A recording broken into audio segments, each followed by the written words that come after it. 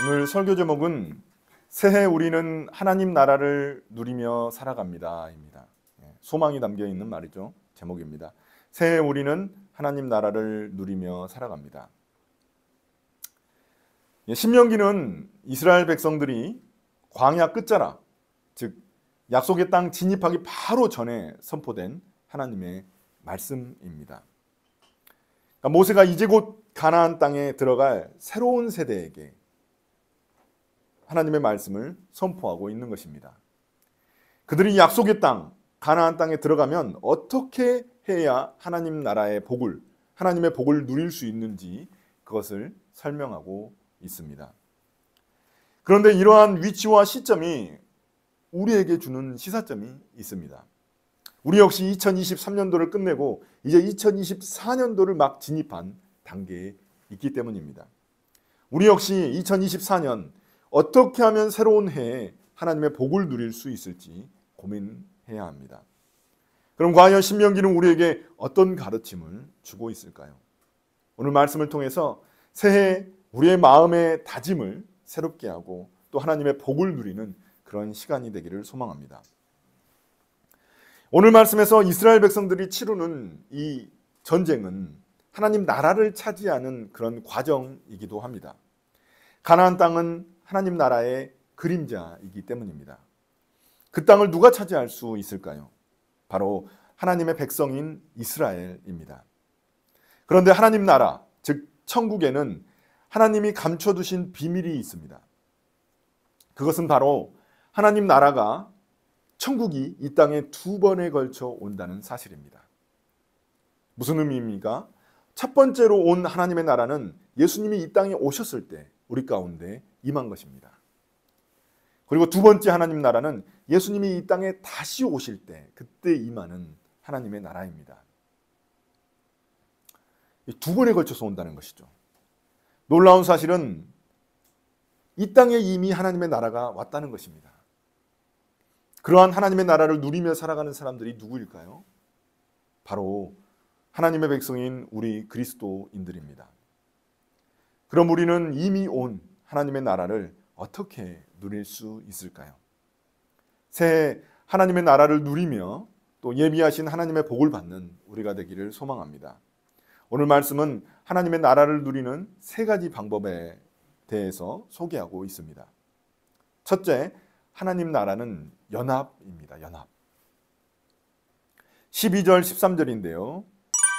우리가 그 땅을 차지하였을 때 나는 르우벤 자손과 갓 자손에게 아르논 골짜기 곁에 있는 아로엘에서부터 길르앗 산지의 반쪽과 거기에 있는 성읍들을 주었습니다. 므낫세 반쪽 지파에게는 길르앗의 남은 땅과 옥의 나라인 온 바산 지역을 주었습니다. 지금 이 신명기는 1장부터 4장까지는 지금 모세가 과거를 돌아보고 있는 이야기입니다. 과거에 어떤 일들이 일어났는지 지금 새로운 세대에게 설명하고 있는 구절들입니다. 그런데 여기서 모세는 이런 이야기를 합니다. 요단 동편 땅을 차지했던 그 이야기인데요. 이스라엘은 요단 동편에서 아모리 족속의 두 왕인 시온 왕과 바산 왕 옥을 무찔렀습니다. 그러니까 첫 세대는 아모리 족속과의 전쟁에서 졌습니다. 불순종원에서 졌는데 새로운 세대는 이제 아모리 족속과의 전쟁에서 두 번 다 승리한 것입니다. 연이어 승리를 하게 된 것입니다. 그들이 이기기 힘든 거인족인 이 아모리 족속은 거인족이었거든요. 이 거인 족속을 이긴 이유는 자신들이 잘나서 또 무기가 뛰어나서 그런 게 아닙니다. 그들이 이긴 이유는 믿음과 순종 때문입니다. 하나님의 약속을 믿고 하나님의 말씀에 온전히 순종했기 때문에 승리할 수 있었던 것입니다. 아마 두 차례 전쟁에서 연이어 승리했기 때문에 백성들의 마음은 굉장히 고조되었을 겁니다. 우리 할 수 있구나. 우리가 진짜 승리할 수 있는 거구나. 이 땅을 점령할 수 있구나. 이런 굉장히 마음이 고조되는 그런 상태였을 겁니다. 그런데 갑자기 이런 좋은 분위기를 깨트리는, 망치는 그런 일이 발생하고 맙니다. 어떤 일이냐면 르우벤, 갓, 므낫세 지파의 일부가 요단 동편 땅에 머물겠다고 요청한 것입니다. 자신들이 이제 두 번의 전쟁을 통해서 시온 왕과 바산 왕 옥, 그러니까 이 아모리 족속이 살던 그 땅을, 요단 동편 땅을 얻고 난 후에 그들이 이제 거기서 머물겠다고 그렇게 선포를 한 겁니다. 지금 요단 서편 땅으로 넘어가서 가나안 땅을 정복해야 되는데 지금 여기에 머물겠다고 요청한 것입니다. 자신들이 보기에 땅이 너무나 비옥해서 이 바산 지역은 굉장히 땅이 비옥한 곳이거든요. 그래서 목축하기에는 굉장히 좋은 땅입니다. 그래서 자신들이 보기에 지금 자신들이 가지고 있는 가축들을 키우기에 안성맞춤인 그런 땅이었던 겁니다. 그래서 그들은 이제 여기에 머물겠다고 이야기를 한 겁니다. 이 동일한 이야기를 다루고 있는 부분이 있습니다. 민수기 32장입니다. 그러니까 우리가 모세가 과거를 회상하는데 민수기는 실제로 일어났던 일을 다루고 있고 신명기는 모세가 그 민수기에서 일어났던 일을 다시 회상하고 회고하면서 지금 말하고 있는 거거든요. 그래서 조금 다른 차이점들이 있습니다. 동일한 이야기인데도 조금씩 차이가 납니다. 그러니까 이 어떤 목적을 가지고 조금 차이가 나는 것이죠. 그것을 우리가 주목해서 신명기를 보는 게 굉장히 중요합니다. 뭐야, 민수기랑 똑같은 이야기네? 넘어가 하고 넘어가는 것이 아니라 조금 다른데? 뭐가 다르지? 이걸 좀 살펴보는 게 중요합니다. 모세는 이 민수기 32장에 보면은 그 루벤 지파, 므낫세 지파, 또 갓 지파 이 세 지파가 요단 동편에서 머문다고 해가지고 굉장히 화를 냅니다. 분노합니다. 저희가 아마 민수기 할 때 다룬 거 아마 기억이 잘 안 나실 거예요. 근데 아무튼 굉장히 화를 냈습니다. 그래서 이 말은 어떤 의미입니까? 이 요단 동편에 이 세 지파가 머문다는 말은 자신들은 빠지고 이제 요단 서편 전쟁에는 자신들이 참여하지 않겠다는 그런 의미거든요. 요단 동편 전쟁은 그런데 생각해보면 요단 동편 전쟁은 진짜 본격적인 전쟁이 아닙니다. 진짜 본격적인 전쟁은 어디서 일어나는 거냐면 요단 서편 땅, 가나안 땅에서 일어나는 거거든요. 그런데 요단 동편 땅은 그냥 요단 서편 전쟁의 그런 전초전에 불과합니다. 그런데 여기에서 그냥 자신들은 이제 빠지겠다고 하니까 굉장히 모세가 화가 날 수밖에 없었던 겁니다. 훨씬 더 힘겨운 싸움이 기다리고 있는데 여기서 그냥 멈추겠다는 겁니다. 그래서 모세는 이렇게 이야기합니다. 18절인데요. 저희가 우리 18절을 한번 보시면 그때 내가 당신들에게 명령하였습니다. 주 당신들의 하나님은 당신들에게 요단강 동쪽에 있는 이 땅을 주셔서 차지하게 하셨습니다. 그러므로 당신들은 당신들의 동기인 이스라엘의 다른 지파들도 땅을 차지할 수 있도록 도와줘야 합니다. 모세는 요단 동편에 머물려는 세 지파에게 나머지 지파들을 도우라고 명령합니다. 나머지 지파들이 하나님의 과업인 가나안 땅을 정복할 때까지 함께 싸워야 한다는 겁니다. 하나님은 12지파에게 약속의 땅 가나안을 정복하게 하셨습니다. 그래서 12지파는 반드시 하나로 연합해야만 합니다. 그러니까 나는 내가 얻을 땅 얻었다고 해서 빠질 수 있는 그런 게 아닙니다. 12지파는 항상 연합해야 되는 그런 어떤 사명을 가지고 있는 겁니다. 그렇습니다. 이 가나안 땅은 하나님 나라의 그림자입니다. 하나님 나라를 누리기 위해 우리에게 필요한 것도 바로 연합입니다. 12지파처럼 연합하는 것입니다. 나만 생각하는 이기적인 마음으로는 하나님 나라를 누리지 못합니다. 연합이란 쉽게 말하면 남의 필요를 살피는 마음입니다. 그냥 내 것만 누리면 됐지. 이게 아니라 남의 필요를 살피는 마음입니다. 우리가 크리스마스 때 이 마니또를 했습니다. 이 마니또는 내가 뽑은 사람을 그 사람이 눈치채지 못하게 그에게 관심과 애정을 쏟는 겁니다. 그의 필요를 살펴서 때때로 물질적, 또 정서적, 또 영적 도움을 주는 것입니다. 이런 의미에서 우리 주변에 있는 사람들, 하나님이 우리가 살아가는 데 있어서 우리 주변에 붙여준 사람들이 있습니다. 이 많은 사람들이 바로 하나님이 우리에게 붙여주신 마니또라는 것입니다. 그들의 필요를 살필 때 우리는 연합할 수 있고 그들과 함께 하나님의 나라를 누릴 수 있습니다. 결코 연합이 쉬운 일은 아닙니다. 혼자 있는 게 또 혼자 사는 게 더 편하고 익숙합니다. 점점 더 우리가 사는 세상이 그렇게 변해가고 있죠. 혼밥족들도 얼마나 많이 있습니까? 옛날에는 상상도 못했죠. 혼자 밥 먹는 거는. 혼자 밥 먹으면 거의 왕따 수준이었는데 지금 뭐 혼자 밥 먹는 사람들이 굉장히 많습니다. 그렇지만 혼자 있는 곳에는 하나님 나라가 있을 수 없습니다. 혼자 있는 곳에는 하나님 나라가 있을 수 없습니다. 하나님 나라는 함께 할 때 이뤄갈 수 있는 것입니다. 그러나 중요한 것은 단지 물리적으로 함께 있는 게 중요한 게 아닙니다. 마음과 행동으로 연합하고 함께 할 때 하나님의 나라가 이루어지는 것입니다. 우리의 가정도, 우리의 학교도, 우리의 직장도 마찬가지입니다. 우리가 있는 곳마다 하나님의 나라가 그곳에 임해야 합니다. 교회라고 해서 무조건 하나님의 나라가 임하는 게 아닙니다. 교회일지라도 그곳에 다툼과 분열이 있다면 하나님의 나라는 임하지 않습니다. 오직 성도들이 서로 연합할 때, 진심으로 연합할 때 그곳에 하나님의 나라가 임하는 것입니다. 하나님의 나라라는 것은 그냥 어떤 지리적 개념이 아니라 하나님의 통치하심, 하나님의 다스리심을 의미하고 있는 겁니다. 예전에 이 오케스트라 연주를 들은 적이 있습니다. 이 오케스트라 연주를 들었는데 오케스트라 단원들이 그 지휘자를 굉장히 무시하는 거예요. 지휘자가 좀 젊었거든요. 그래서 젊어가지고 지휘자를 무시해서 지휘자를 쳐다보지를 않습니다. 그러니까 다 이제 자기 마음대로 연주를 하는 거죠. 자기 마음대로 연주하니까 연주하는데 불협화음이 나는 겁니다. 솔직히 저는 이제 잘 못 느꼈어요. 불협화음이 나는지 어쩐지 잘 못 느꼈는데 제 옆에 있던 우리 성악가 테너 친구가 욕을 갑자기 막 하면서 갑자기 오케스트라 욕을 해가지고 이거 굉장히 엉망진창으로 연주하고 있구나 이제 그때 깨달았는데 그렇습니다. 교회도 마찬가지입니다. 이 지휘자이신 하나님을 따라서 우리가 순종하고 연합할 때 그럴 때 아름다운 하모니가 이루어지게 되는 것입니다. 우리가 이처럼 연합할 때 반드시 그런데 동반되는 요소가 있습니다. 그것이 바로 뭐냐면 둘째, 하나님 나라는 희생입니다. 희생. 헌신, 희생입니다. 18절 후반절부터 19절입니다. 당신들의 용사들은 무장을 하고 이스라엘의 다른 지파들보다 앞서서 요단강을 건너가십시오. 다만 당신들의 아내와 어린 아이들은 여기에 남아있게 하십시오. 그리고 당신들에게 집짐승이 많다는 것은 내가 알고 있으니 그 집짐승도 당신들의 가족들과 함께 내가 당신들에게 나누어 준 성읍에 머물러 있게 하십시오. 주님께서는 당신들과 마찬가지로 당신들의 동기들에게도 편히 쉴 곳을 주실 것이니 그들이 주 당신들의 하나님이 요단강 서쪽에 마련하여 주신 땅을 차지한 다음에라야 당신들은 제각기 내가 당신들에게 준 이 땅으로 돌아올 수 있습니다. 이 모세는 세 지파들에게 가족들과 가축들은 그대로 둬야 한다고 말합니다. 그대로 두고 너희들만 오라는 겁니다. 너희들만 요단 서편 전쟁에 참여하라는 겁니다. 이거 어떤 건가요?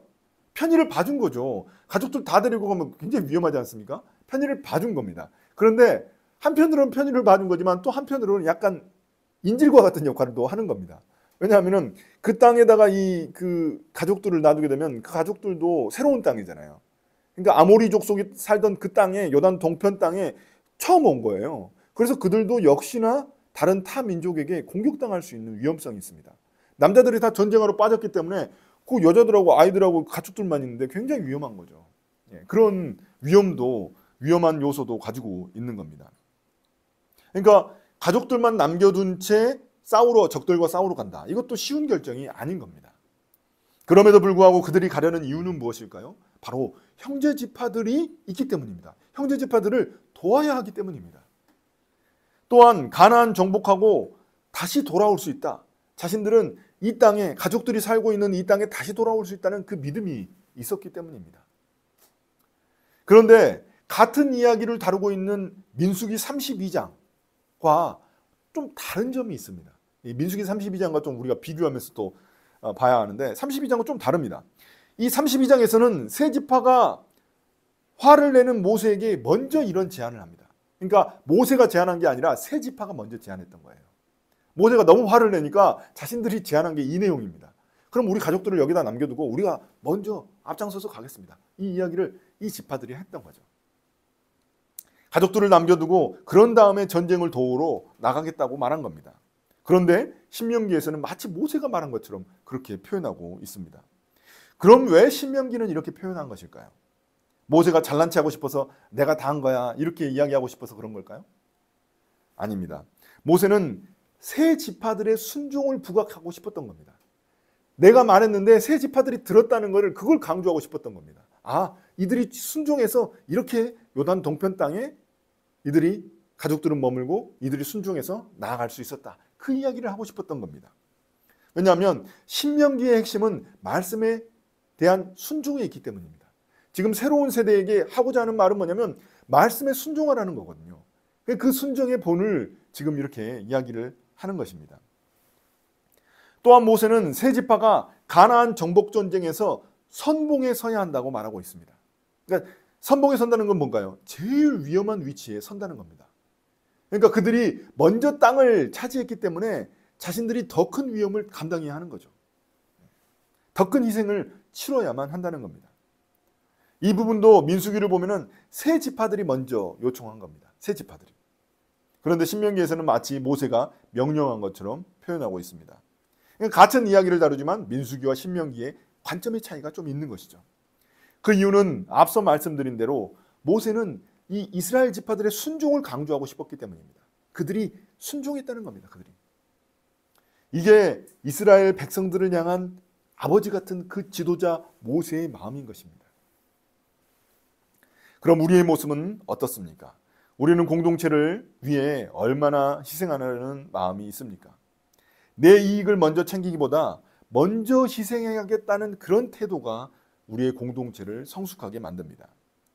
잘 되는 공동체는 내가 먼저, 내가 더 많이 희생하려는 태도를 보이는 것입니다.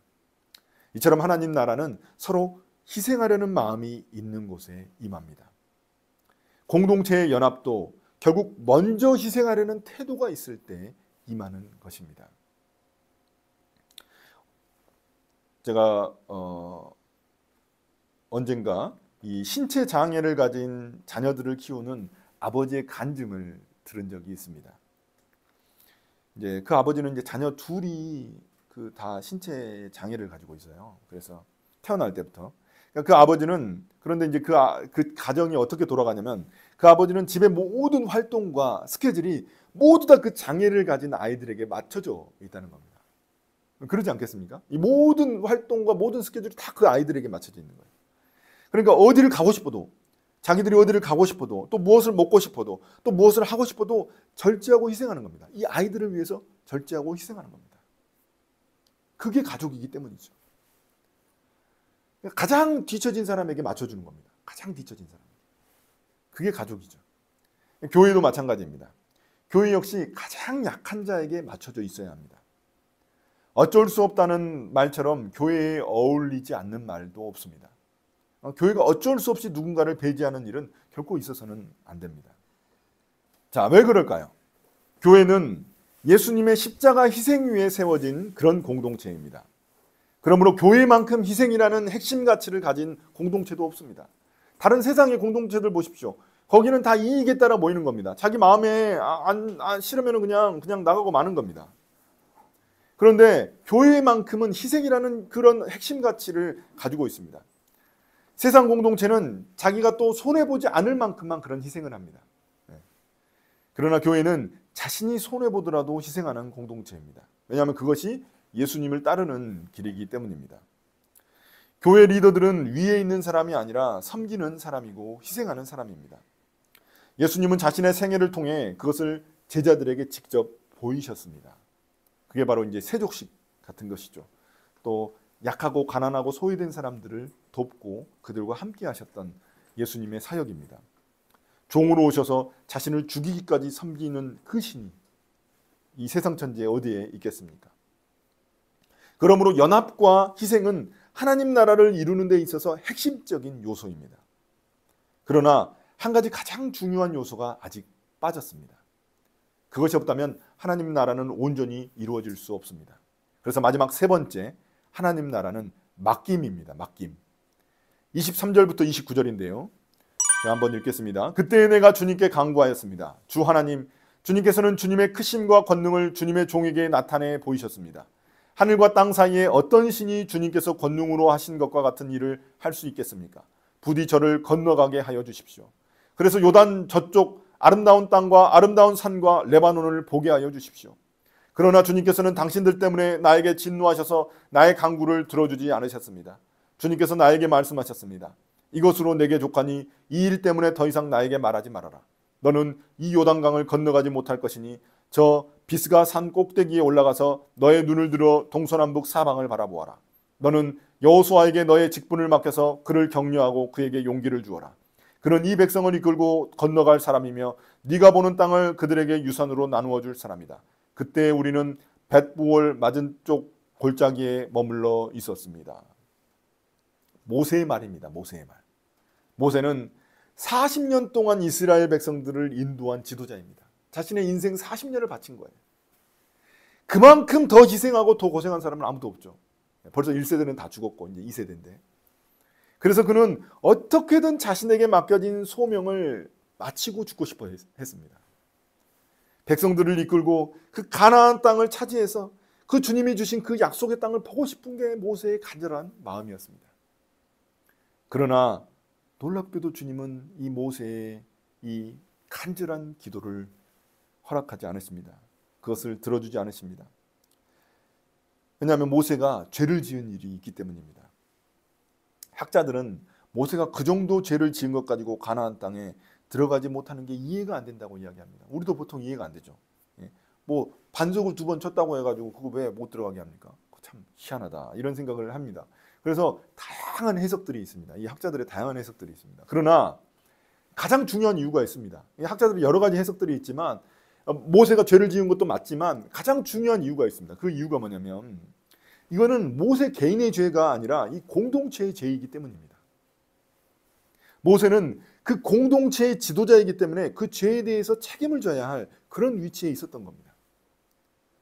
단지 모세가 무리바에서 그 바위에 지팡이를 2번 쳐가지고 하나님께 죄를 지었기 때문이 아닙니다. 그건 어쩌면 작은 죄일 수도 있어요. 그러나 중요한 것은 이 모든 일에 가장 큰 죄의 그 역할을 한 사람들은 불순종한 백성들입니다. 그런데 모세가 그 백성들의 지도자라는 겁니다. 26절만 보면 마치 모세가 백성들에게 모든 잘못을 전가하는 것처럼 보입니다. 당신들 때문에 내가 못 들어갔잖아. 당신들 때문에 당신들이 죄를 져갖고 내가 못 들어갔잖아. 이렇게 말하는 것처럼 보이거든요. 그러나 모세가 이렇게 말하는 이유는 자기 자신을 변명하기 위해서가 아닙니다. 당신들 때문이야. 책임을 전가하려고 하는 게 아닙니다. 자신이 지도자로서 백성들이 불순종한 죄에 대해서 그것 때문에 나에게도 책임이 있다는 겁니다. 당신들이 죄를 졌기 때문에 그것이 나의 책임이라는 겁니다. 그 이야기를 하고 싶었던 겁니다. 모세는 그 모든 일에 대한 책임을 지고 가나안 땅에 들어가지 못하게 된 것입니다. 한마디로 말해서 모세는 불순종한 이스라엘 1세대, 그 세대를 대표하는 인물입니다. 그 모든 백성들을 다 이끌고 간 그 책임자의 역할을 하고 있는 게 이 모세인 겁니다. 그래서 모세는 결국 가나안 땅에 들어갈 수 없는 처지가 된 것입니다. 그러나 개인적으로 생각해 보면 모세는 얼마나 억울합니까? 얼마나 억울할까요? 그토록 죽을 고비를 넘겨가며 여러 차례 정말 백성들과 진짜 불순종하는 백성들을 그렇게 이끌고 여기까지 왔는데 말입니다. 그리고 이스라엘 백성들 중에 모세처럼 희생한 사람이 어디 있습니까? 평생을 고생한 회사에서 그냥 퇴직금도 없이 잘라버리는 거와 뭐가 다릅니까? 그러니 25절에 보면 모세는 간절히 하나님께 기도합니다. 간절히 하나님께 기도해요. 지금까지 주님이 행하셨던 그 놀라운 일은 그 땅에 들어가서도 볼 수 있게 해달라고 그렇게 하나님께 간절히 구합니다. 그 땅을 차지하고 싶은 게 아니죠. 점령하고 싶은 게 아닙니다. 모세는 그 땅을 볼 수만 있게만이라도 해달라는 겁니다. 볼 수만 있게. 그러나 하나님은 놀랍게도 단호하게 그의 요청을 거절하십니다.